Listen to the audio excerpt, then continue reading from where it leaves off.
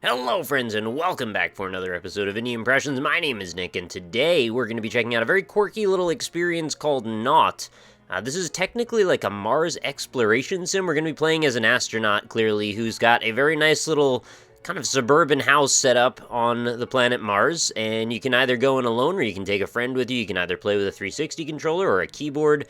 I'm going to opt for the solo keyboard option in this particular case. I'm going to hit enter, and you'll notice the world will shift from what was a title screen to all of a sudden a cinematic presentation. I don't know what widescreen level this aspect ratio is at, but it's very, very thin.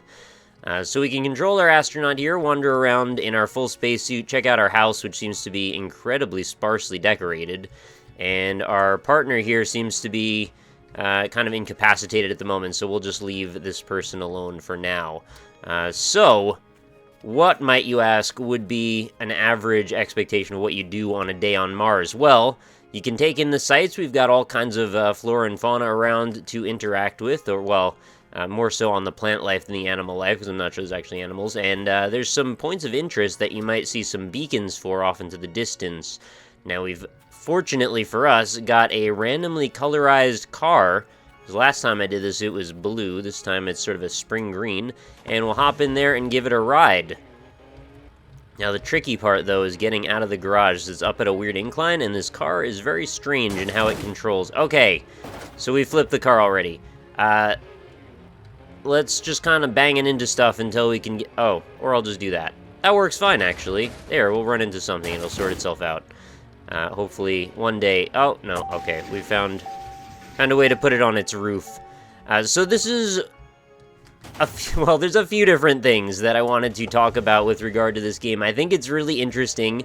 I think it's got some fantastic soundtrack, kind of ambience going along to it. I think it's a really cool idea, and I'm super on board for doing a lot of exploration here. Some of my issues, though, are that I can't... Oh my god, where did the car just go? Oh, that's going to be a problem. I can't quite figure out the tone of this game, though. I can't tell if it's supposed to be funny. I can't tell if it's supposed to be sort of reverent or epic or really where it falls, or maybe if there's a little bit of humor in it, which I think is probably kind of apropos for the whole astronaut theme. That's where I've seen it go a lot of times in the past. But aside from the tone even, there's the fact that the draw distance is such a close proximity around the car that you will constantly run into everything. And that's a real unfortunate thing, because it's kind of funny to drive around and like accidentally make mistakes and flip the car over, but you'll do it so often that it gets to be a bit frustrating. Now, on top of all of that, we've got some pretty wild atmospheric conditions going on right now. There's a bit of a lightning storm going on, and that's actually quite cool to be involved in. Thing is, there's also a day-night cycle, and after night, I'm not sure there's headlights on this car. I've noticed it just gets to be incredibly dark, and you can't really do much until it becomes day again. I mean, you can try and drive around in the dark, but you're going to have a bad time, most likely. Alright, so let's park the car on the side of this house and pull around on the other side. I also really wish that this aspect ratio could be a bit wider, or taller, rather, because it's kind of difficult to look. Thankfully, the wide angle they've given us actually turns into a bit of a fisheye as you zoom down, so it gives you a bit more perspective. But still, not quite enough. These remind me a little of those nubs from Zelda, that thing that I'm looking at the ground there. You'd hit it with a mallet, and it would flatten out. Oh, we should also mention, if you have any issues with epilepsy, photosensitivity, or even motion sickness, if I start running here, you're going to see what I mean with the motion sickness thing. And as far as the photosensitivity, there's going to be some flashing that'll go on pretty relentlessly later. To a smaller extent, I guess we've already gone through a little bit of it with the whole lightning storm thing, but, you know, it is what it is. Just wanted to mention that. I had a friend who always told sad stories. What has he become? So this is where I started to wonder about the tone a little bit when I found one of these characters, and I'd only ran out to one house, so it's not like I've really seen a lot of this.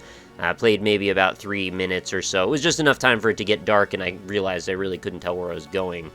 So yeah, pair the darkness and the draw distance together with no headlights whatsoever, as far as I can tell, and you seem to have a bit of a recipe for frustration. And just to show you that I'm not making this up, well, it actually gets a little darker even than it is right now, I think. I guess I could just drive sideways for a while. I have a smaller collision box with that, and also some of the things you can collide with are so small you can't even see them to avoid them anyway.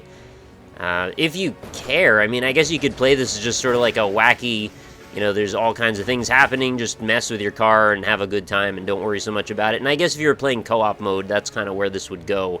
But I was interested in the tonal vision that I was coming up with in my head, where this is sort of like a serious-ish thing. I mean, I understand it's not meant to be entirely serious, because obviously, you know, the tone being set by the classic car on Mars, as well as the sort of suburban household thing, you know, obviously they're not trying to inspire complete, just, you know, stark seriousness, but still, it just seems a little contrary to me to have to go back and forth like that. And I feel bad because I really like this idea. I like the ambience. I think it's really cool, and I think this music goes as a really cool backdrop for it. I'd also love to spend the time to take a look around at this and see what I could discover. I was imagining like an MMO version of something like this, like sort of transparently MMO. Oh, see, this is just silly. I can't control the car. I'm just driving upside down now.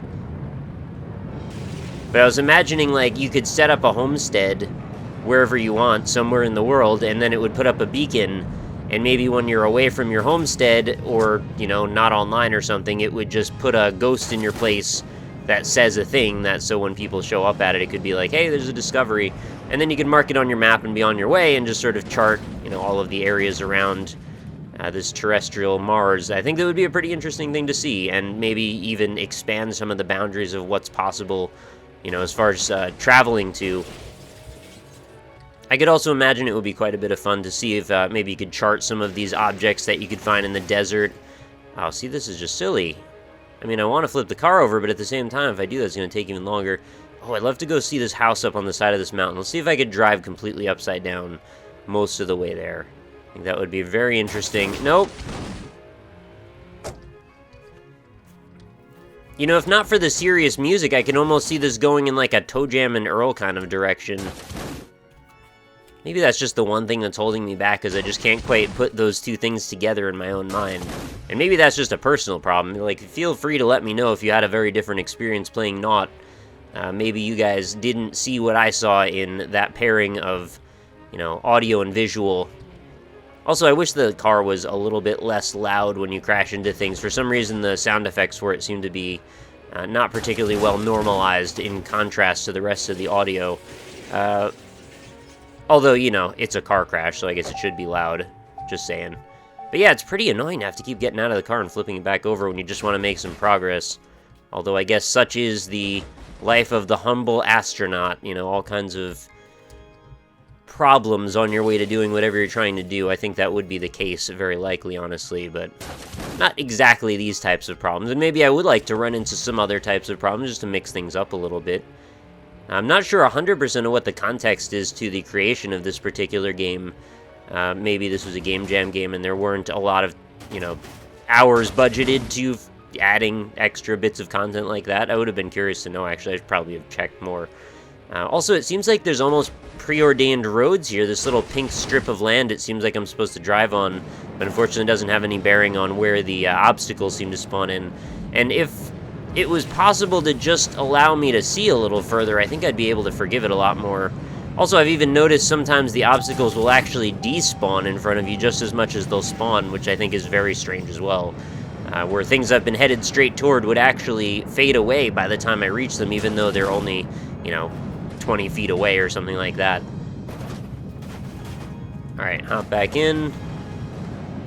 Get struck by lightning a few times. There's a lot of houses to explore, actually. This is a surprisingly vast area. I really do think it's got a lot going on in it. I'd love to travel far enough to see the borders of what is actually available here as far as game area. I'm not sure I'm going to be able to do that in the time that's allotted for this video, but I would at least like to see if I could get up on that mountain if possible. These stalks of whatever are not making this particularly easy, though. I just noticed the wheels don't turn when you go. I didn't even notice that until just this moment. Do they? Wait. I thought I just saw it turn a little. Oh, it's probably just anti-aliasing stuff. Alright, let's see if we can find a path upward. Looks like... Oh my god, this cloud of smoke. Can we get over on the left? This does not turn very well. I really like those particles hanging in the air, too. I like that they're not, like, tiny little ones. They've got a little bit more mass to them. And it gives a sense of volume and space to everything, which is, you know, certainly something you want to concern yourself with. Here's another problem for you, and I imagine this is a bit of a deal breaker for some. You get way out here in the middle of nowhere, and then you leave your car behind like this. I don't think there's a beacon to help you find it again, other than just the beacons that are houses everywhere. I don't think you'd be able to get back to that car. So if you were out in the middle of nowhere for some reason, and then it got dark, and you ditched your car, which you can actually jump out of your car while it's still moving, it would travel for a certain distance, and if it doesn't run into anything, it could potentially just keep driving for quite a while. And then until morning, you would have to basically just stand still and wait. Otherwise, you risk completely losing all of your movement options other than just this endless run, which I think could take a very, very long time to get to any of these beacons. I'm actually wondering if this was a bad idea to run to this one. I thought it was close as I was going to get, but maybe I should have tried to drive up the mountain a bit more. If I could just see over this peak, I want to know how far away I am. I think I'm not that far. Oh, we'll run through the night. Thankfully, the beacons are illuminated through the night as well. It would be pretty frustrating if, like, when night falls, you just have to wait to see where you're going again or something like that. Almost there. Looks like there's some meteors about to crash into the planet over there in the distance. Wonder if those ever actually turn into anything. As I said, I was quite impressed with the atmosphere, and one of those things that I think really adds a lot to it is the fact that there is a day-night cycle and all kinds of weather and, you know, pretty vast landscape that you can see across. It's just the draw distance for these items, these objects, like I said, not so great. Oh, I think we're almost there. I do see a structure now. Looks like it's literally stuck into the side of this mountain. I wonder if these structures are actually procedurally generated. I did not play enough before to see. Oh god, what's happening? I can't tell if I'm stuck in something. Am I falling? There's nothing here to gauge depth. Everything is the same shade. Oh god. Are there holes? What's I think I'm stuck. Or maybe I just fell down the entire mountain. I don't know which yet. Am I still falling? I think I'm still falling. Oh no, maybe I was never meant to see this part of the world. That house was very precariously built. Let's see if I can... Oh, I am actually moving. Alright, so since there's no texture really on the ground, there's basically nothing to gauge your perspective of if you're actually moving other than the bits of mass hanging in the air, as well as, you know, any, you know, whatever these objects tend to be. So that does bode not particularly well when you don't have great perspective around you to see if things are actually moving. And when the camera is super tight up on the character like that, it becomes very difficult to actually see if any progress is being made whatsoever. Wow, I think I almost just got struck by lightning there. I don't think you can die, though, so it's not like it's a huge problem or anything. Just a bit noteworthy that the lightning would find me out of the many other sources of focus for lightning to hit, I suppose. Alright, so we're pretty much on top of this house. There is a staircase built into the side of this cliff face. Staircase meet cliff face. Oh man, I made it up. And I believe this goes to speaking French. I don't know what that means. I'm sorry. Are you happy you live on this cliff face? Are you sad about it? Are you indifferent? I don't know. You're not expressing things in a language that unfortunately I can relate to very well. I can go on your roof, though, very likely. Maybe. Oh, God. What? Did you just drop a car on me, game? Oh, I think it totally did. I think it just dropped a car on my head.